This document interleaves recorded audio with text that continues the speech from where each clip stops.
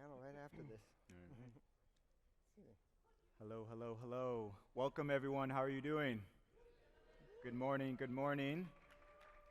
Thank you all for being here with us on a Friday morning. I have to remember what day it is because sometimes it all blurs when we're here having fun. My name is Chris Cole. I'm currently the Director of Diversity, Equity, Inclusion at the AMA. So excited for you all being here. I see some familiar faces from folks that we've had over Collegiate over the year. And I'm excited for you to all join us in this conversation of DEI marketing panel. This is really a huge goal for the AMA as we look to integrate DEI, how that intersects with the role of marketers, and really how you all kind of play into that. So excited to kind of get this panel started and get right there. Let me just go ahead and do a brief introduction to our panelists. So to my left, I have Bill Amata, who's currently the Chief Connectivity Officer at the IW Group Incorporated. We have the amazing Shanita Baraka Akindonde, who's a current professor of school media arts at Columbia College at Chicago. And then Roy Broderick Jr., who is our CEO and president at Authentic Agency. So I'll kind of transition to them to talk a little bit more about what the work that they do at these amazing organizations. So we'll start off with Bill, get us started, and we'll open up. Hey, good morning, everyone, and thank you so much for being here. Bill Amata, I'm the chairman and founder of IW Group. We're an intercultural agency based in Los Angeles and doing a lot of work specifically around key clients such as Apple TV. So I'm working on a big Apple TV project, so I'm a little distracted today, but working with people like Apple TV and Disney and McDonald's and a few others. And I'm really excited about this conversation today. So, awesome, thank you. Good to be here. Good morning. I am Shanita Akintande, and can I hear some noise? You are at the AMA International Collegiate let's hear it. Conference. This is a big deal. It's a big deal. If you are from Chicago, can you also make some noise? Anyone here from Chicago, residents? Woo, woo. That's me. Woo-hoo. All right, woo-hoo. I hear you in the back. Well, I am popcorn pleased to be on this panel with my esteemed colleagues. And if you are from Chicago or the near Midwest region, you know that popcorn is a big deal in Chicago. Garrett's Popcorn, if you have an opportunity while you are here visiting, go to Garrett's Popcorn. Oh, yeah. As was pointed out, I'm a professor at Columbia College Chicago in the School of Media Arts. I am a past international AMA Collegiate Chapter faculty advisor, so shout out to the faculty advisors. And I am excited to be here with you all today to share some of my perspectives on DEI. So thank you so much. Awesome. Happy Friday. Good to see y'all again. Y'all awake? No? I got some no's, some. Well, proud to see you all. Roy Broderick, founder, president, CEO of the Authentic Agency, an integrated marketing agency headquartered out of Atlanta, but also having an office out of Nashville, Tennessee. I'm proud to share some of our clients, the Coca-Cola Company, Netflix, Instagram, as well as a slew of others, the Atlanta Hawks. We pretty much think about who we want to work with, and that's who we decide to work with. We're blessed to be able to do that. And glad to be here with you all, and appreciate you all being attentive this morning. So can't wait to hear your questions, because I'm sure y'all have some. Awesome. So as Roy mentioned, I'll have some questions for the panelists as we kind of get started on this topic, but we do have time towards the end of the panel. So I believe we have AMA staff members that'll be here with some mics that you all can just walk up to them and ask some questions. So kind of start thinking about as we're starting this conversation, if there's any questions that you'd like to ask for the panelists, we'll have some time towards the end of that. So as we get started on this topic, again, we hear DEI. I'm sure in the past couple of years, it's been a huge topic of conversations across really the globe as we really start looking across multiple industries and how this impacts the work that we do. So I guess I'll start us off with a first question, and any of our panelists can kind of chime in. How do you define diversity, equity, and inclusion? We know there's many different iterations, there's many different ways that we can kind of unpack that, but curious to hear your thoughts on how you define in the work that you do, whether it's a personal or professional. Look at this, right? Because I'm in the middle. Well, I like to cook, and one of the things I do is I use analogies a lot. When I say, for example, if you're making a gumbo, how many of you here have ever tasted gumbo, know what it is? Okay, good. Don't know how to make it, but Know how to make it? Okay, I'll talk to you after this. So at the base of a gumbo is what's called the roux. And the roux is the foundation of that, right? And it consists of onion and green pepper and celery, and you kind of saute that and layer it up. Well, the idea for me when we talk about diversity, it's really about that basic foundational aspect of your approach. The same way wherever the foundation starts, you build on it. So when we talk about how do we infuse diversity and why is it important and why are we even having these conversations, what I like to say is the same way you start at a foundation of anything and build up, the way you start is the way you're going to finish. So when you look at organizations, whether they be campus, like your AMA Collegiate chapters, corporations, clients that I advise, I tell them start with the leadership, the foundation of that organization, what is their vision and mission as it pertains to diversity, and then build up from there. So we're going to have a lot of conversations. I wish I really had some gumbo for you all to taste it to see what I'm talking about, but the idea is to start with basic premises that are steeped in integrity-based premises and build from there. So as we go through this conversation today, I'll give you some specific examples, but it's really about that foundation, that root, where you start. And one thing I like to always say, I think folks understand diversity, they also understand inclusion, but they really forget about the equity piece. And the equity piece is the part, to me, that's almost the most important, so that everyone's starting from the same start line, right? If we're running a race, we're all starting at the same place. There's an art picture that's very popular of some kids looking over a fence. And you'll see in this art picture, I cannot remember who the artist is, so forgive me, but you'll see some are standing on ladders, some are tall, you can see right over, some are short and have someone holding them up. And that's a great photo to think about equity, right? Some folks have privilege automatically, they're just born with it, that's how the world sees them. Some folks don't have any privilege or not even thought about when you're thinking about campaigns. So really, I say, the equity piece is the most important, and I also will say in today's age with millennials and Gen Zers like ourselves, the intersection of our identities, right? Because we don't really play by the old school rules and think about, oh, I'm just black or oh, I'm just gay. We start to pack about everything, we unpack everything about us, right? Black, gay, Southern, Jamaican roots, all these things that make up my identity, and we expect brands to acknowledge all parts of us. And so, as I say it last night, that is the power we have as our generation. And it seems foreign sometimes to older generations, but that's the most important part, for you to know who you are, how you expect brands to play with that. And then as you're developing campaigns or any type of marketing, thinking about, let's go deeper than the surface. Yeah, you want to reach millennials, but who's that? Yeah, you really want to reach black folks? Where are they, right? What does that background look like? And that's the true importance when you think about the research and consumer personas and all that stuff. So I won't keep going, but I'll just say that's how I like to define it. Ooh, Roy, Shanita covered a lot of ground, and I have to say I agree completely with Anita that you got to start, Shanita, you got to start from the top. If the top isn't embracing what diversity, equity, inclusion is all about, then it doesn't really matter. But it's really important for all of you to shake things up.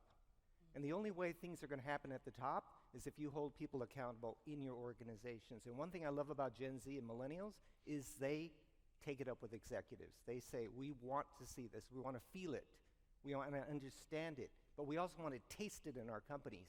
So all of you have a really important role to play in your organizations. You need to keep the top accountable. I also agree with Roy. It should start with equity. Not everyone has the same toolbox when they're born. And it's very important that all of us make sure that the folks that don't have all the tools, all the opportunities, we help rise them up so that we will get to a place where there's greater equity, greater equality in our country. So keep everyone accountable in all the organizations that you work for, and keep asking, do we have diversity, ethnic diversity, racial diversity, disabilities, people that are unhoused? Do we have veterans? Do we have older, younger people within our organizations? And hold us accountable. Awesome.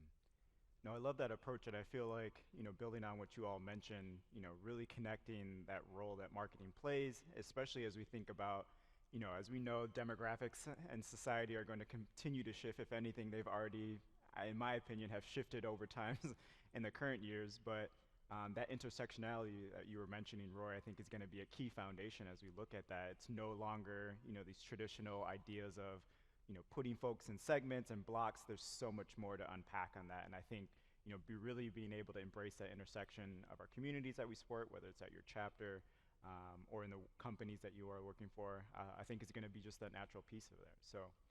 So kind of building off of that, I know you all talked a little bit about how it starts at the top, what we're looking for organizations. Would you all mind kind of talking a little bit about how that represents in the work that you currently do? So how do you see that happen at leadership at your organizations? How do you see that very intersectional lens when it comes to the work that you're doing, whether it's teaching, clients that you're working with? What are some of those examples that you're seeing actually come out in real life? I'm going to point to you first this time. Well, so what I'm seeing, when we're pitching now, I work for an agency. We're part of Interpublic Group, which is a pretty large organization. Before, I used to go to the pitch, and it would be all the same type of people in the room. Now I'm going to a pitch, and I'm seeing women.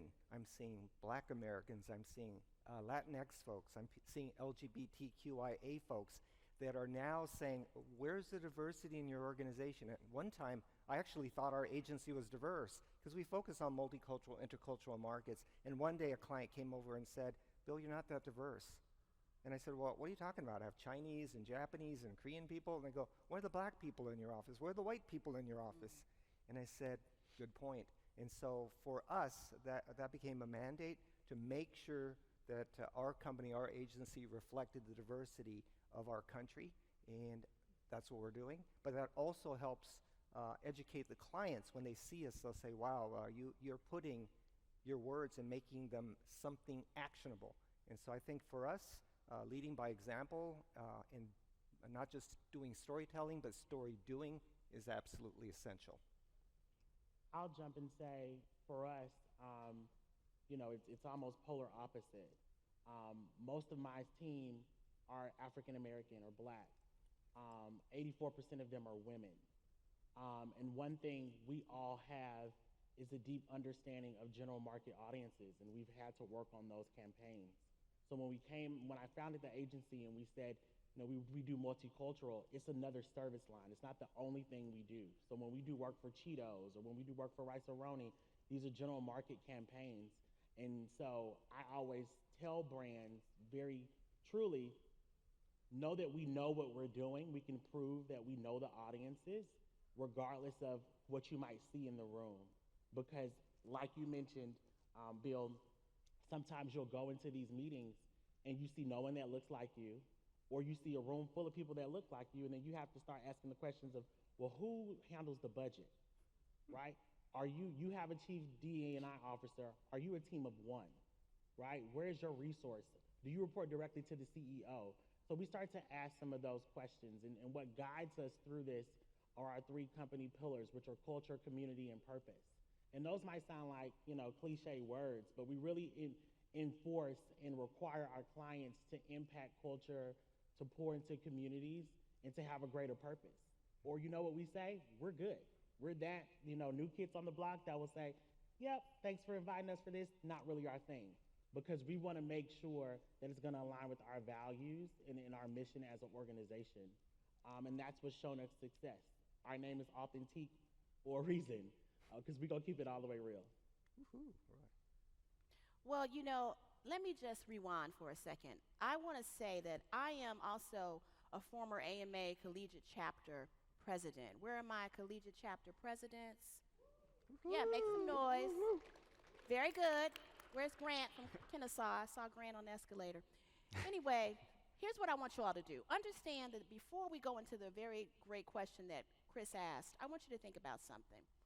Ensconced in this space, underneath this ceiling, on top of this floor, looking at us today on this panel is a historic moment, because you are making a difference right now that is setting the pathway for your future as marketers.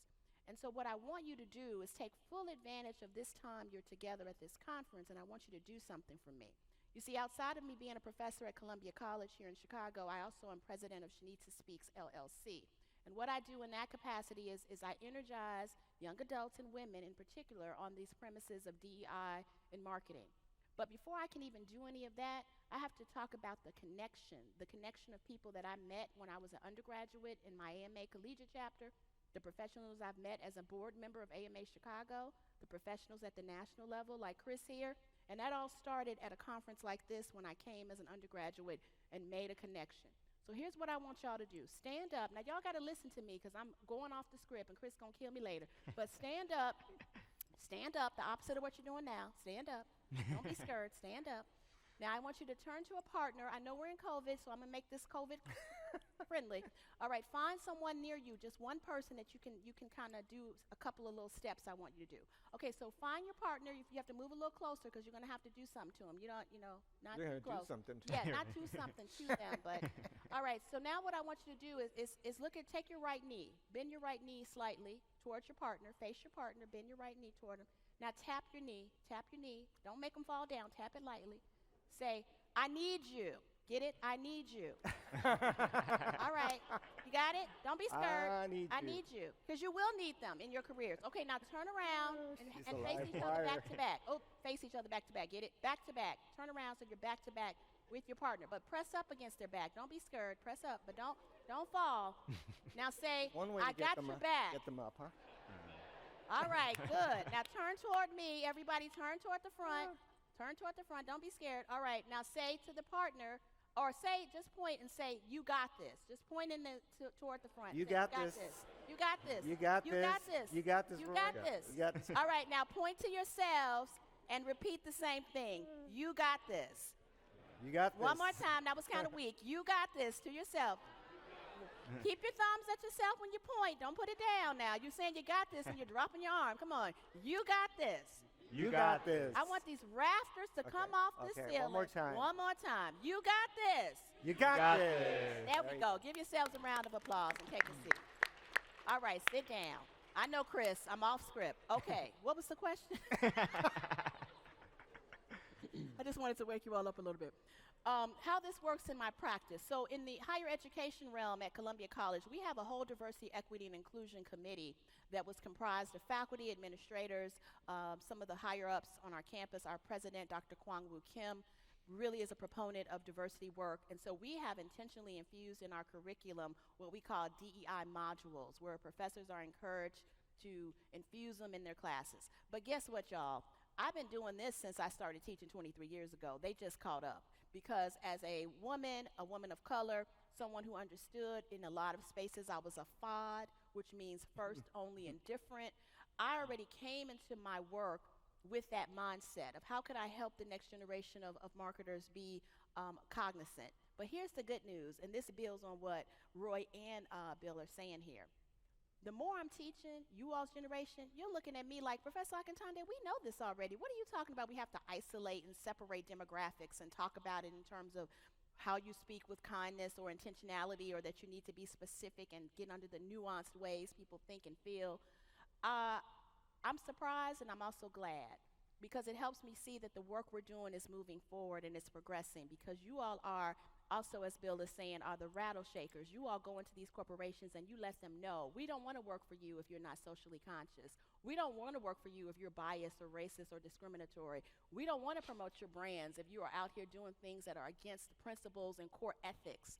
And so keep those tenets in mind and don't underestimate the importance of your ability to do that, because it does make a change. And I'm starting to see the changes that are happening in brands. They have no choice but to listen, because we talk with our dollars and we talk with our feet.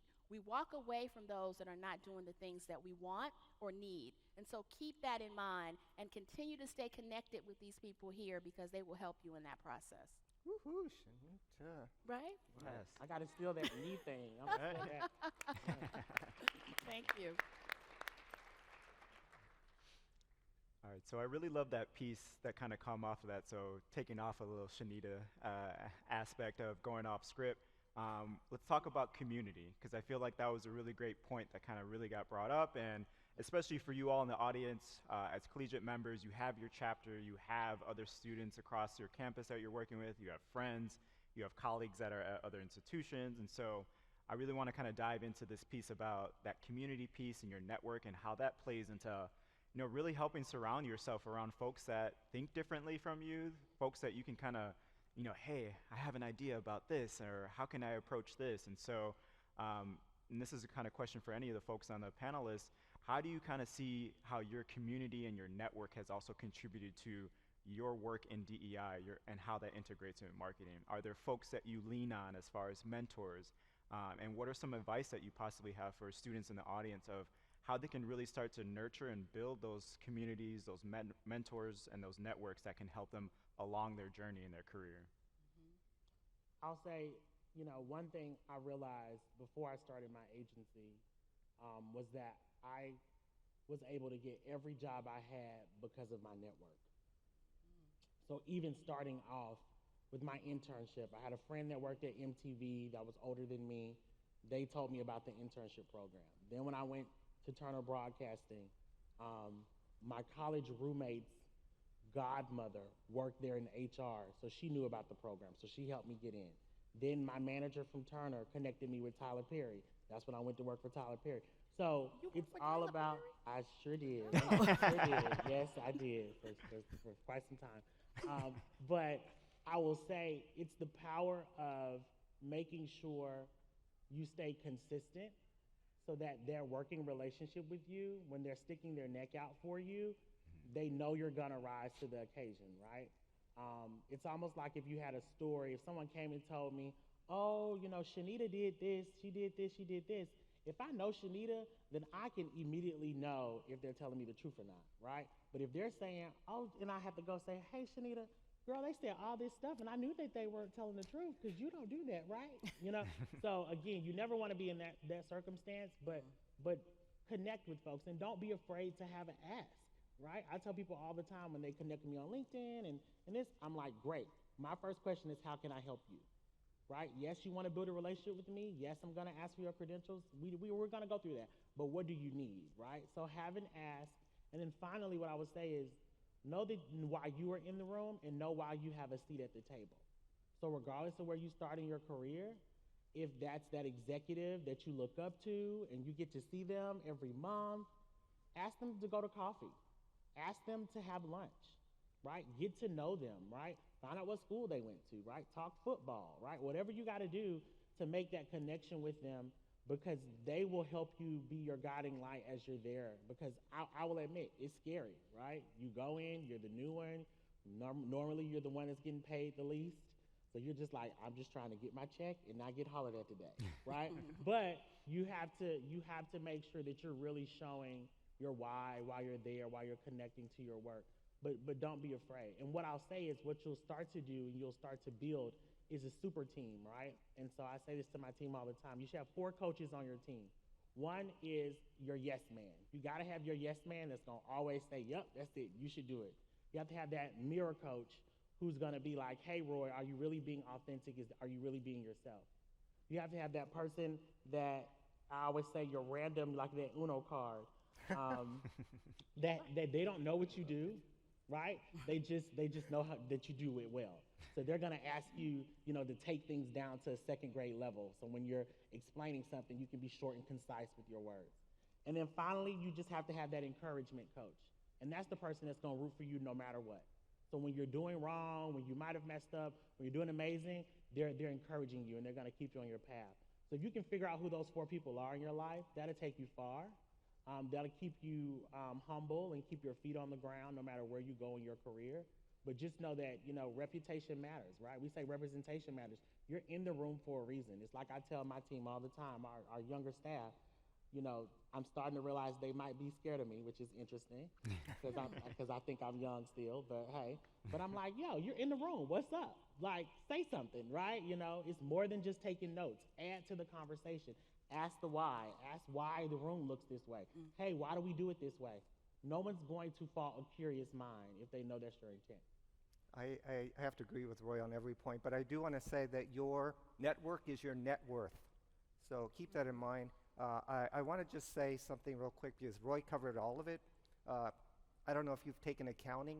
I hated accounting. Accounting was the worst program my class ever took.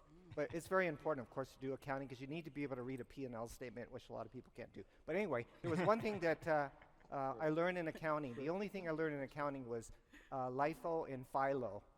So if you know what FILO, it's first in, last out. That's the only thing I remember. But one thing I want to mention to all of you, when you're creating your networks in your communities, think about FILO. So you have an event like this. If the event starts at 9, show up at 8:30. You're the first one in, and make a beeline for Shanita. Make a beeline for Roy. You know why? They were just standing around talking, looking at their mobile devices, and you had a rare opportunity to be able to talk to them. Luis was the only person in the room that came over and said hello. He did. And so first impression is the last impression. Then stay through the event and be the last out. And make sure you go back to Shanita and say, Shanita, I learned something really important from you. I want to take a class from you. Roy, I want to come and work for you. Chris, I want to volunteer and do something for AMA. So you want to make a good first impression and a very good last impression. And the other thing I want to just say is don't be afraid, like Roy said, to ask for what you want. Most corporate people, most executives are people just like you. Just walk up and say, I want to learn from you. I want you to be my mentor. I want you to sponsor me. What can they say? No? They might say no, but no to me is maybe. So that's all I have to say. Shanita. Well, thank you. And these two gentlemen, they know me, so I'm going to take a pause for the cause and say, so my first name is pronounced Shanita, like ta-da, Shanita. and they know. Shanita. Let's say it one more time. Shanita. Shanita. Okay, so thank It's you. like duh and ta. Like ta-da. Yeah, there you Like a go. magic Ta-da. Okay, but in all seriousness, let me just say, I agree that your community should be a part of your life, again, starting with today's conference, as far as mentors are concerned. For me, my mentors have primarily been what might not be what you assume. I've had white male mentors, a lot of which have helped advance my career. I say that because when we talk in the DEI space, a lot of times we say the white man, and we have to get rid of the, heterosexual, homogenous-looking, thinking, kind of think tank people making decisions. Well, I'm not certain if that's because perhaps the white males that I worked for in my marketing roles and my scholastic roles have been the ones in power, but the point is they have also helped advance my career in many cases. So what I say that to you all to say is this: don't assume what your mentors may look like. Don't make assumptions that they're going to necessarily always look like you or have the same background as you or even have the same gender as you. So be open-minded about who your mentors are. Look for people who are doing what you love, what you wish you yourselves could do, and model them. Reach out to them on LinkedIn. LinkedIn is a great resource because if you don't know them and you send them a note or message, everyone loves compliments or loves to be told, can you take 5 minutes out of your day to tell me about yourself? And make sure you say 5 minutes or 10 minutes, right? Don't say, can I come talk to you about a job, because they're not going to respond. But if you keep it open-minded, well, maybe Bill will. I don't know about Bill. He might not. No, but you're right. But I will reach out to us on LinkedIn. But the point is, start by, as you were hearing from us, when you come to a conference like this, take advantage of every opportunity. Don't let any opportunity pass. When you see people here at a conference that are going to be on a panel and they say hello to you, or if they don't say hello to you, we're over in the corner, as we were saying. Come over and say hello. Don't worry. I know it can be a little intimidating, or sometimes you may feel overwhelmed and not sure what to say, but we're human beings. If you come up and say hello and hi, and like Lewis did, we're open to that. So keep that in mind. The last point I want to make is this, and this is something that I still do to this day. I look in the mirror at myself to pump myself up. I don't think that that's necessarily me being a mentor to myself, but I'm my own kind of cheerleader, in case y'all can't tell. So I say, yeah, girl, go on. You got it going on today. I say that to myself in the mirror. I encourage that you all do the same thing so that you build yourselves up, even if you're faking it at that moment, to feel good when you walk out of the door. Because when you carry that confidence with you and you come into places like this, it'll exude forth and people will pay attention to that. So. Ooh, good points. Awesome. Thank you.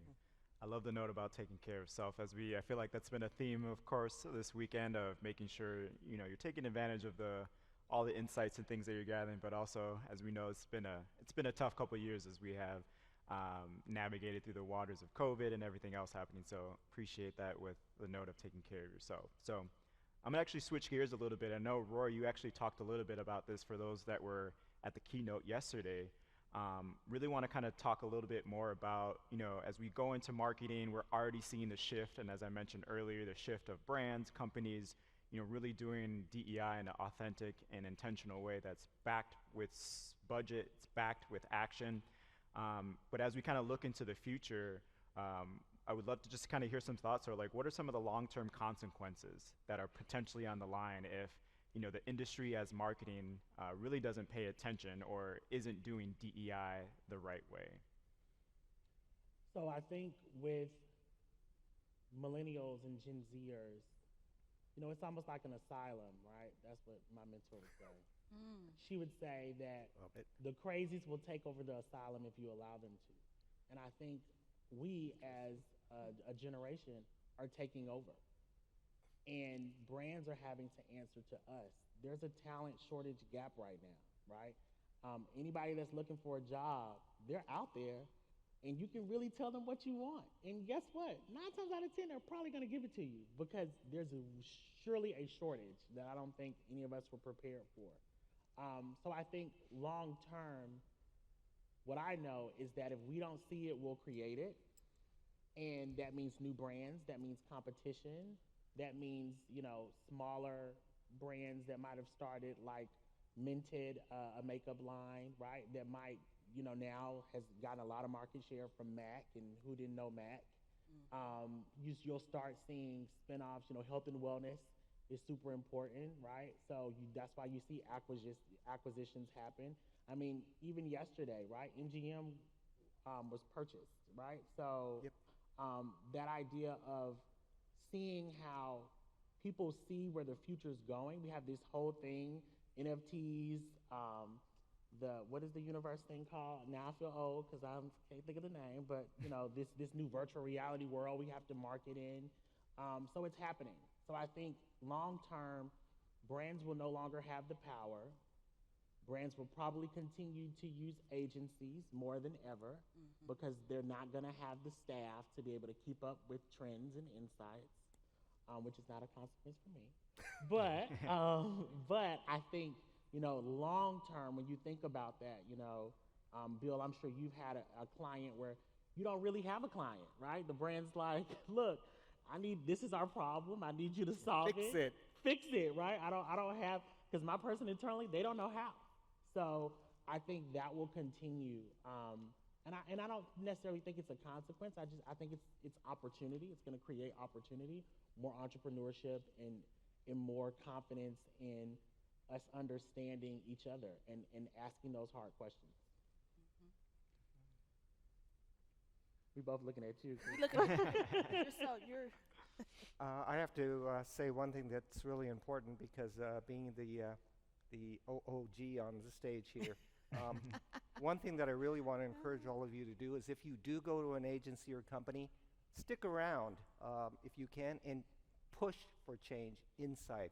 It's great that you're outside agitating, but you've got to have people on the inside. Now, the problem with all of this is people like me, we don't want to retire. And so it clogs the pipeline. The boomers all kind of have gas in their tank when they're 60. Oh, I'm not going to retire. I think I could work till 70. So the Gen Xers all get stuck, and the millennials all get stuck, and the Gen Zers have nowhere to go because they can't go anywhere up unless they leave. But one thing I want to encourage you all to do is you can agitate from the outside, but you could also agitate from the inside. If you want to see change, you've got to push it from the inside of an agency, and you're already doing that. And so one thing about DE&I that's also going to be important is the fastest growing segment of the U.S. population in Canada as well are people of mixed race, people that are part black, part white, part Latinx, part Asian. People from all different backgrounds are starting to interrelate and marry, and that's going to change the dynamics of how we look at DE&I in the future. So take charge of wherever you are, stick around, and don't give up. Even if something happens and you fall flat on your face and you don't get where you want to be in an agency or company, keep on pushing because ultimately you're going to succeed. I'll just say quickly, DEI just spices things up. It brings excitement and energy, and it also brings excellence, because what I don't like to do is when we talk about DEI, to have what I call a deficit-based conversation around it, meaning we're doing this because it's the right thing to do, or this poor group of people, we just need to include them because we know that they're left out. No, no, no, no. This is about what should be happening anyway, and it's about excellence. So we're not saying water it down or change the metrics or make it so that it is not the same, criterion that you need to do.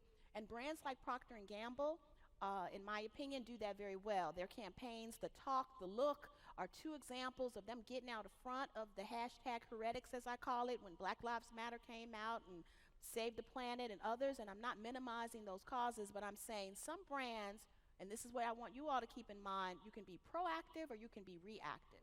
And what you want to do is be on the proactive side so that you're not defensive. I think Procter & Gamble does that well.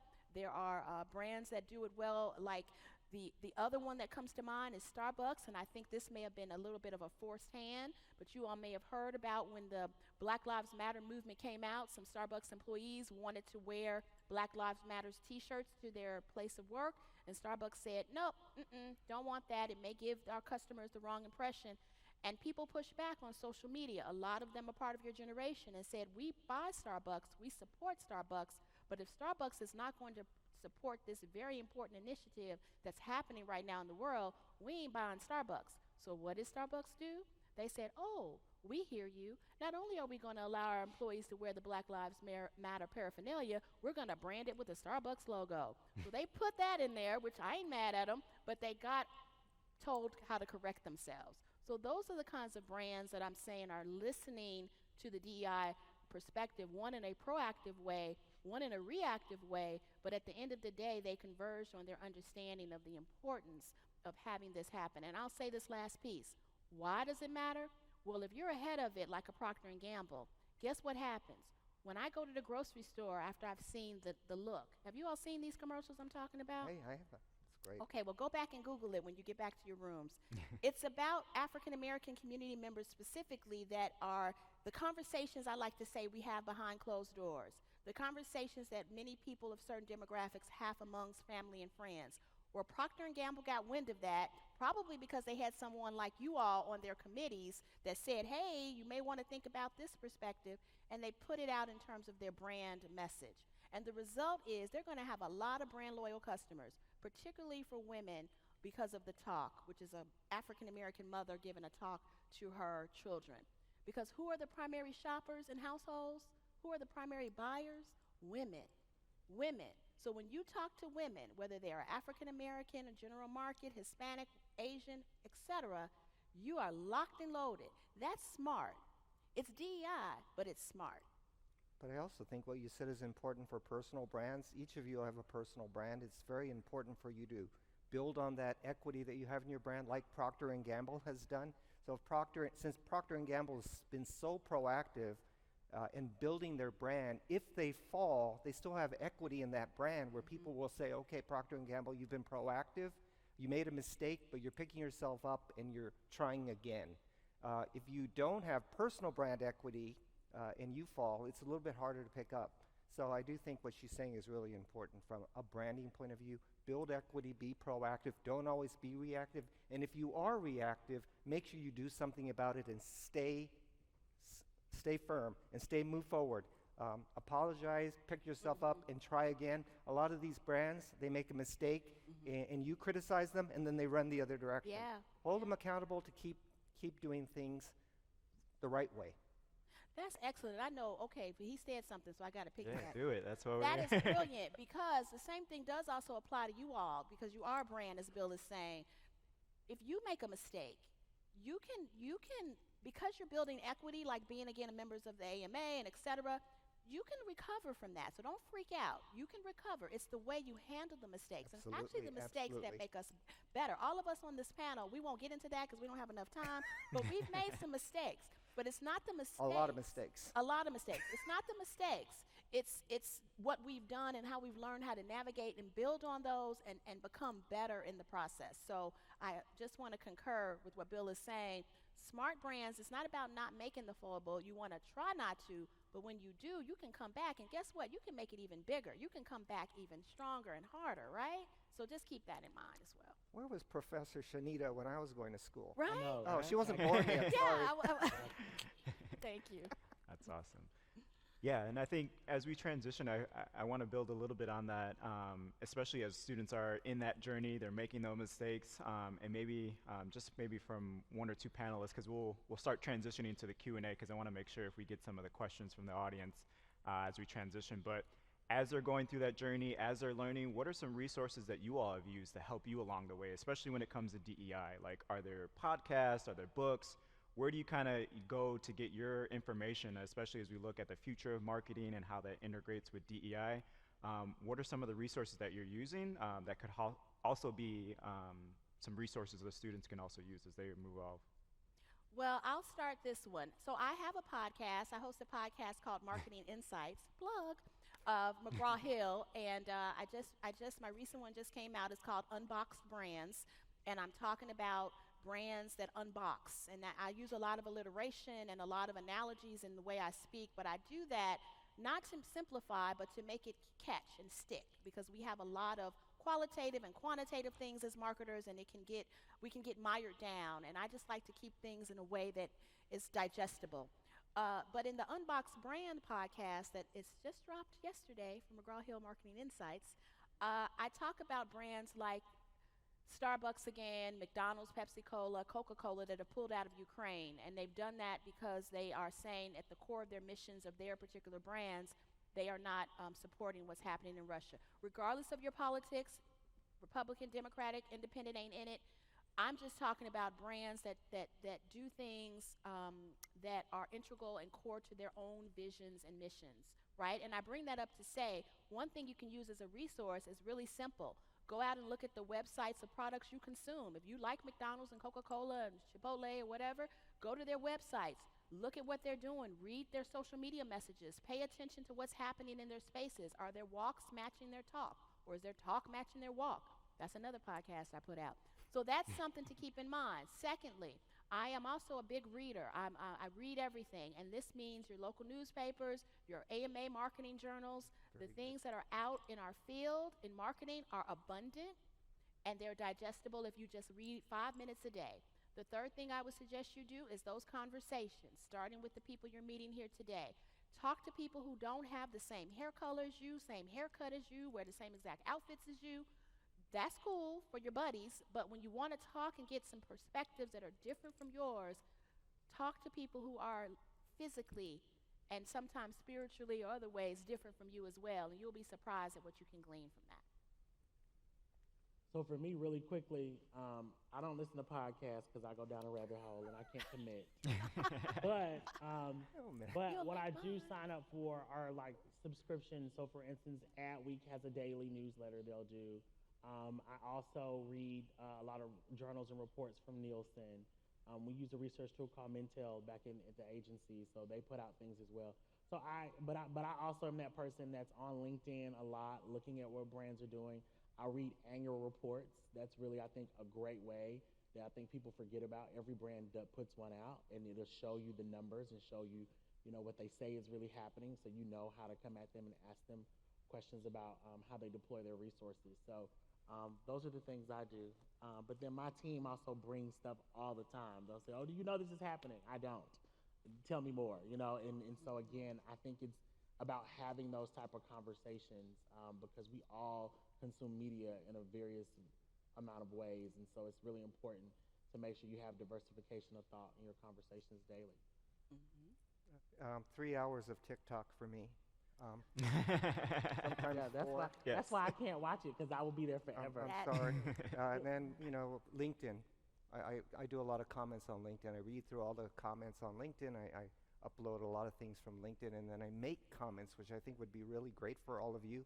If you see something on LinkedIn or on Twitter or, even TikTok, you could post some comments on those, or make a statement, or say you have a different perspective, and that's a really good way to network and learn.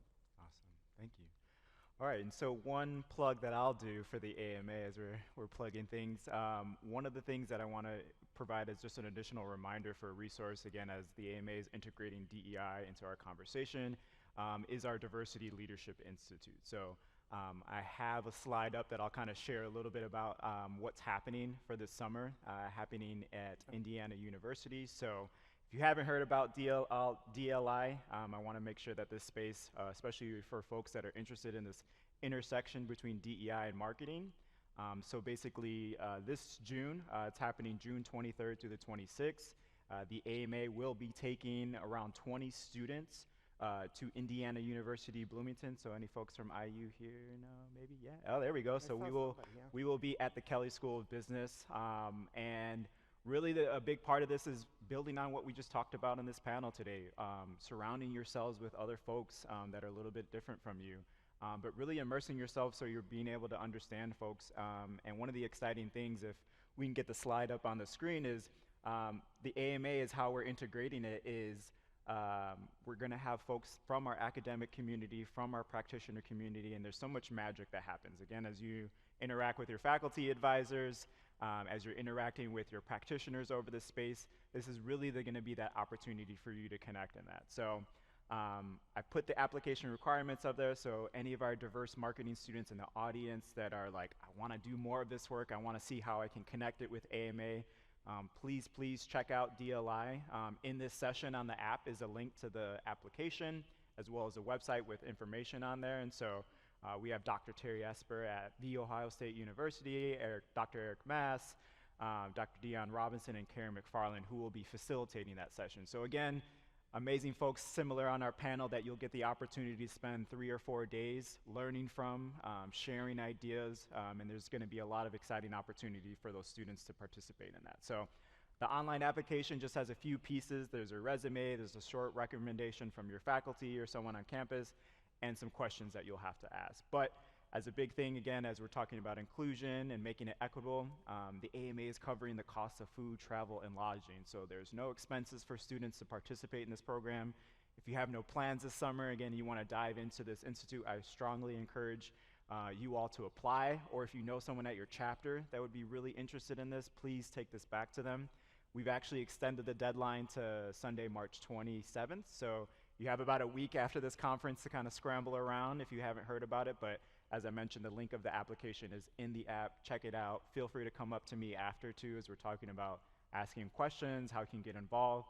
This is exactly that kind of opportunity that we hope to provide for you all at the AMA. So hopefully I'll see some applications come up by the end of this weekend, but excited again to kind of, again, create more opportunities outside of this panel that, you know, we can continue this conversation and continue this great work. So Great moderating. yes, Yeah, thank you. awesome. All right, so let's open it up for questions. I know we have Aaron and Charles in the back corner, so for any of our students here that would love to ask any questions of our panelists, feel free to kind of stand up, walk over there, grab the mic, and we'll use the last 15 minutes or so to ask any questions that you all have. And you all can take your time. I know it's walking and get some stretching if you need to, because we've been sitting all day.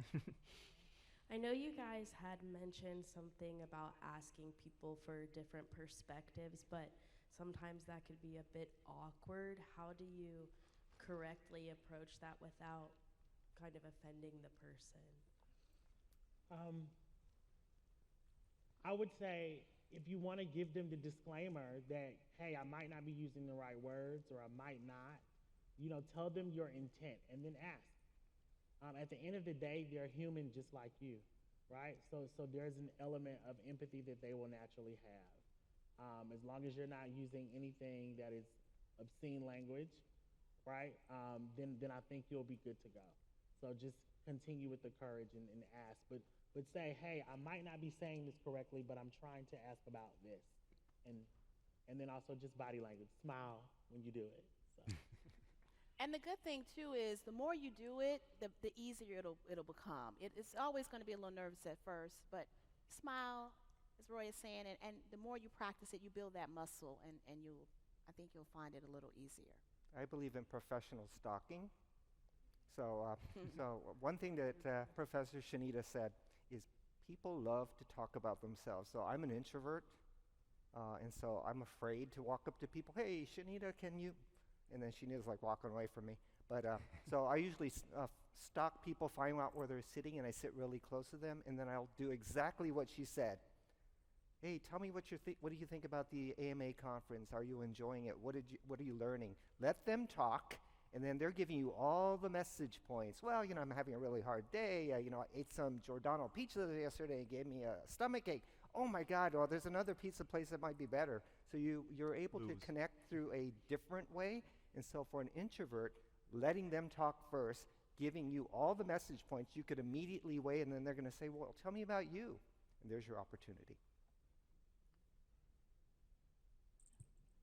Hello, I'm Jasmine. I'm from the University of Texas at Arlington.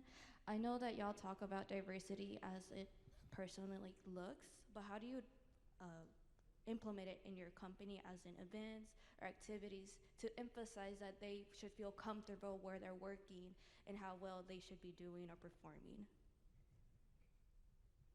Well, these two have employees, so. So we're doing a lot, especially because of COVID. We've had a lot of great conversations. So we actually do a lot of one-on-ones. We have a lot of meetups. We try to create these comfortable and safe spaces so that people can talk and enjoy different points of view. We bring in a lot of speakers, but we also do something more than that. We want people to be very invested in the communities they support and they care about. So if they want to learn something outside of the agency, we will pay for that. If they want to volunteer for a community-based group and they rise to the ranks of a board or a committee seat, we will give them a $1,000 bonus to do that. We will get together and put ourselves in really interesting and uncomfortable positions. Kind of like Shanita said, we go out into communities. Rather than make them come to us, we go to the communities that we would like to learn about. So we spent some time in the Armenian community and in the Muslim communities. We worked and volunteered for a predominantly black high school just to get an idea of what is happening not only in the equity and DE&I space, but what is happening in the communities where people feel most comfortable and accepted. So those are just some of the things that we're doing. And then we're also a very employee-based organization where the staff will say, we'd love to do this, or have you thought about this? And so our motto is always be open, always be curious, always be willing to take some risks and learn something new, and always be open to an idea that's different from your own. And I'll say for me, my team, they love to ask, and I normally don't say no. So regardless of whether it's boards, whether it's volunteering, we believe that differences should be celebrated. So we do, have those conversations. And one thing I do with anybody that comes to say anything to me, if you walk in my office and you immediately start talking about work, I stop you and I say, hey, how are you? How you doing today? What's going on? How's the family? Because I want to make sure that we're good and we're in the same headspace before we start to engage in a work conversation. And that sometimes helps because then I learn things, right? I learned that, I stayed up all night with the newborn. Or, I haven't been feeling that well. Or, we got back late from our vacation. So that starts to give me insight on how their day might go, regardless of what they might be asking me. But I'm also quick to send people home. So I'm like a school nurse. You look like you're tired. Go home. Go home. Don't use that analogy. Say something else. I just tell them, listen, hey, you're tired, or you know what? I realize you haven't taken paid time off in a month. Yep. I've said this week you should go somewhere, even if you go do a staycation. Good for you, Roy. We'll do a competition, and I send you a spa gift card, something to make you kind of take a break, because it's the agency world. It's always on. Yep, it's never off. And it's never off. And so it's about you creating those boundaries. And so as you all are starting your careers, I will say create healthy boundaries. Take those mindfulness sessions. Sometimes you can have too many meetings in a day. That is possible. That is real. Information overload. So Yeah. Good for you, Roy. I will add something because I have worked in agency life before I became a professor. So when I worked at agencies and when I started my marketing career, and even now as a consultant, you can create ideas that you give to the employer. You don't have to wait for them to say, Exactly. here are our programs, our DEI programs, et cetera, because often they may not know of opportunities. So as these two are saying, they are very proactive. That may not be the case for everyone you work for, so it's nothing wrong with you, putting together some suggested ideas and going to your employers or going to the people that you work for and saying, hey, here's some things I found. This will help me in my professional development. Now, you have to show the results, right? Don't post on Instagram or TikTok you at the beach when you told them you were going to the DEI workshop. But once you go, seriously, infuse it in your reports that you give to your seniors, bring it up when you're in meetings, talk about it, and that'll encourage them to continue to support you because they're seeing the ROI, return on investment. I remember that from my MBA program. So good question. Really good. Hi, I'm Ivabel from Ferris.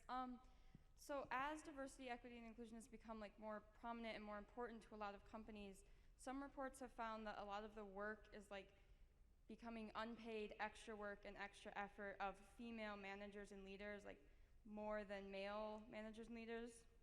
Have you guys seen that, and what can we do to fix that or make sure they're being compensated for all this extra time and effort they're putting in?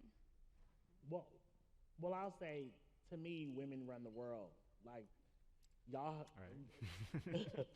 I was raised by a black woman, and I just feel like you're the superhero no matter what, because you're playing all the roles, right?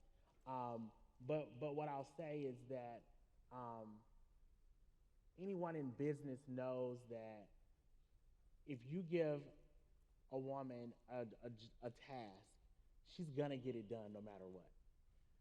Now, I don't say that means us guys have excuses all the time. It doesn't mean that, but you just know it.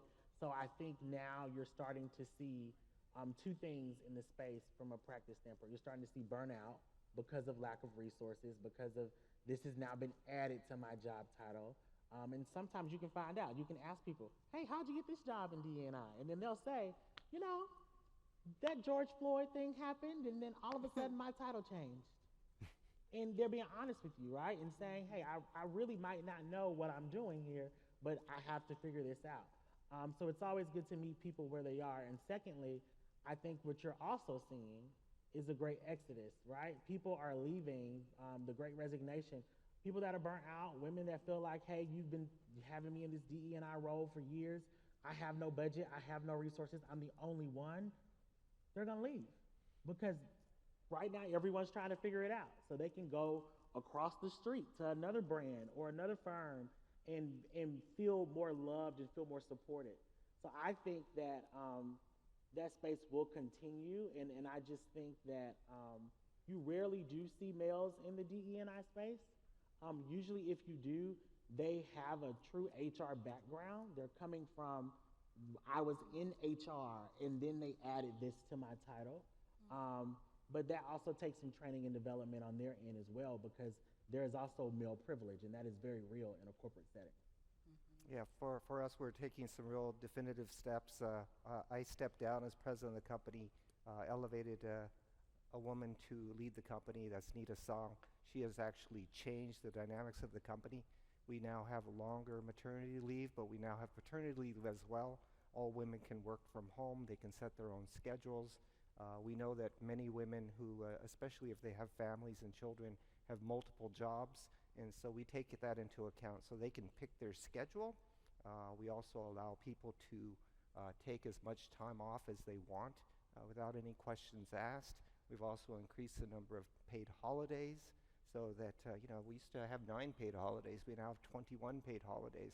But we also make sure that we're paying attention to the women in the office and make sure that we're not only meeting their needs if they get involved in community organizations or get involved in something related to something they're passionate about, making sure that we support that not only with money, but with some support from the agency in terms of staffing. So we're still work in progress, but because we have a woman at the helm of the company, like Shanita said earlier, is that it starts at the top. And so in order for women to make progress, we have to let women lead, and we have to make sure that we're letting women lead in substantial roles and that we have more salary transparency so that women and men know that they're getting paid the same amount of money for the work that they're doing, if it's similar or the same. So those types of things are really important to agencies, and we need all of you to keep us accountable. So thank you for that question. Yes, that's very good, Bill. That is excellent. And I just want to say quickly, as the only woman on this panel, I'd be remiss if I don't say, ask for it. Ask Exactly. for it. We don't often ask women. We don't ask, and we need to ask. We just celebrated Equal Pay Day. National Equal Pay Day was a couple of days ago for International Women's Day. So great question. Ask. Just ask. And one thing I want to just mention to the women in the room and the men, if you are asked by a company to do something, especially the women, can you volunteer for this, or because you're not in the office as much, can you do this? And you do it, ask for something in return. Yes. I'm happy to do this, but I want this from you. And that's a really important negotiation tip that women don't often take advantage of, but men don't either, especially men of color, I have to say. Yeah. So take advantage. If somebody asks, ask for something in return. And there's no reason why you shouldn't do that. Did I scare everybody? Hi, so my name is Raven Foster. I'm a senior at University of Toledo. One of the things that we struggle in like our residence life is DEI in general. So what advice can you give for student leaders or students on campus or in work on trying to make change in DEI with remaining professional, but not letting your personal feelings overwhelm you? That's a powerful question. I'm an extrovert, so if it's personally bothering me, it's gonna come out professionally, right? Now, how I communicate might change, right? But it's gonna blur the lines, right? If I can't sleep at night because of this thing at work, I have to address it. So I think what always helps is building community as you can. You might not be the only one feeling that way. Exactly. There is power in numbers, right? So if a group of 20 students are all having the same issue, that might look a little different to your residence life person than just, oh, it's Roy's issue. The other thing that I would say is once you raise the issue, put it in writing, right? So that you're saying, hey, it was great talking to you, Roy, about this. To recap, we talked about this. That holds folks accountable because you have it in writing. You've started a dialogue. So you can track it. So if it goes on false ears, something happens, or you all decide to protest, then you have a track record to show you took the necessary steps to remain as professional as possible, and then this happened. I will be honest with you and tell you, I went to the University of Florida. The African American population there is 6%, but you're talking about 6% of 65,000 folks, so still pretty big. But when we had an issue, we would raise our voice. We would protest, we would do all those things, and guess what? We ran the campus because of that. So I would say power in numbers, so you don't feel siloed and you're the only one. And that also will help you with your confidence so that you can figure out, in worst case, at the end of the day, they don't do anything and it becomes a bigger issue. But take advantage of all your resources, right? If you can't, everybody has a boss, right? I'm sure you have a vice president of student affairs. Ask for a meeting. Go to your university ombudsman. That's a position a lot of folks don't know about. They're your advocate as a student, regardless of what it is. If you're having a problem with a professor, whatever it is, you can go to that person confidentially, and they have to come up with a solution. That's what I got for you. I had That's good. I think you covered it. Okay. I'm Josh Flotter from New Mexico State University, and this question is specifically for Roy. I'm a huge Dallas Mavericks fan, and I heard that you had worked there, and I was wondering what you did and how you integrated DEI into the sports world. So the Mavericks project came to us when they were just about to appoint Cynthia Marshall as their president and CEO. So Cynthia Marshall was my client at AT&T. There she led diversity, equity, inclusion, as well as HR. And she came to me, told me, hey, Mark Cuban's going to give me this role. I'm doing this. We want to be able to, there are a lot of organizational changes that we have to do. They had a lot of discriminatory and sexual assault, all types of stuff there was with women. So they cleaned house, and then they brought her in. And so what we were in charge of was making sure that the Dallas Mavericks messaging was uplifting, that it did not sound like, oh, they just fired all these folks and no one knew what happened. So we did some internal communication. And then this all led up to their African American Heritage Night. And it was their 20th anniversary, and they were the first NBA team to ever do what now is called an HBCU or a Pride Night at a game. And so there we created a whole campaign, did it bigger than ever, got her coverage on the Today Show, and really made it for her to be a voice. And that started this trend in the NBA, who also then became our client, because they wanted to see more women in that role. They wanted to create those roles and show that women love sports too. All right. So I just want to be mindful of time, actually, just because Bill is actually going to his Experience Speak session, so he's prepping for that, so getting ready for that. So I know we might not have time to get through all the questions, but again, I think Shanita and Roy might stick around, and I know Shanita will also have some Experience Speak sessions that will happen later today. So if you want to hear more from our panel later today, feel free to interact. Is it later today or tomorrow, Christopher?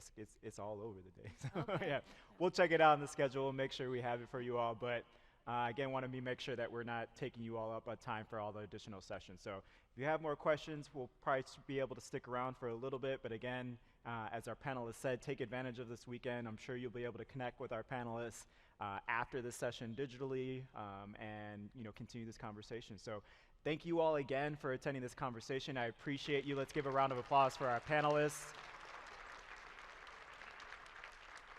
Kudos to you all again for being here and joining us in this space on this really great topic and conversation. So we'll end the panel for today, and hopefully you all enjoy the rest of your conference at ICC. So thank you all. Oh yes, thank you.